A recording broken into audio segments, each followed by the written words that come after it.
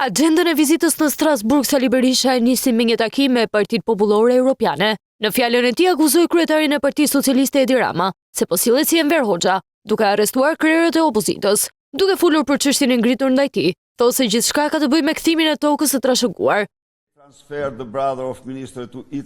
Ai arrestoi kryetarin e Partisë Demokratike e vendosi në arrest shtëpie për 330 ditë me akuza të rreme pas një hetimi që zgjati 4 vjet. E akuzuan se kishte dhënë për dhëndrin e tij 400 metra tokë publike, ndërkohë që toka kurrë nuk kishte qenë publike. Sipas dokumenteve zyrtare, ajo ishte tokë private që i përkiste gjyshërve të tij. Ai ishte një nga gjysmë milioni njerëz që morën mbrapsht pronat e konfiskuara nga regjimi komunist.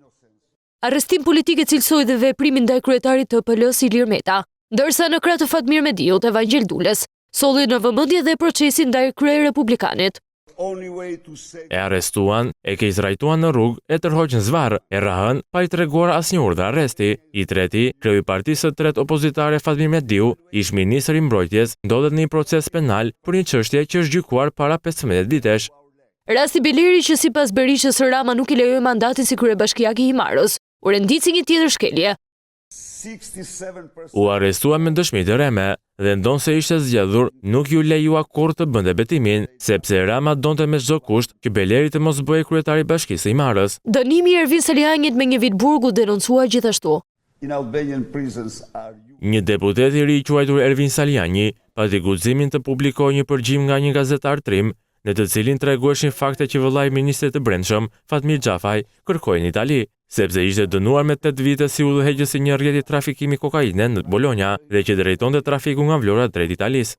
Berisha shton se mes bisedave të grupeve kriminale në Sky, Encrochat dhe Matrix janë dhe qeveritarët.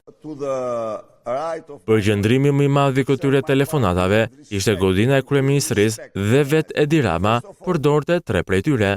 Në to sipas Berishës janë provat e vjedhjes së zgjedhjeve. Sollën 1 milion faqe të transkriptuara. Këto transkriptime trajtojnë përfshirjen e tyre të thellë në zgjedhje, por në Shqipëri krimi elektoral është amnistuar. Drejtësia politike e kontrolluar nga Edi Rama nuk merret me këtë krim. Disa orë më pas, Kryedemokrati zhvilloi një takim me grupin konservator në HKE, ku denoncoi sipas tij se vendi ynë është kthyer në të ashtu quajturën narkodiktaturë dhe se para të krimit të organizuar po përdoren në zgjedhje. Ai gjithashtu kërkoi një mision vëzhgues në Shqipëri, që do të faktojë denoncimet e vazhdueshme të Berishës.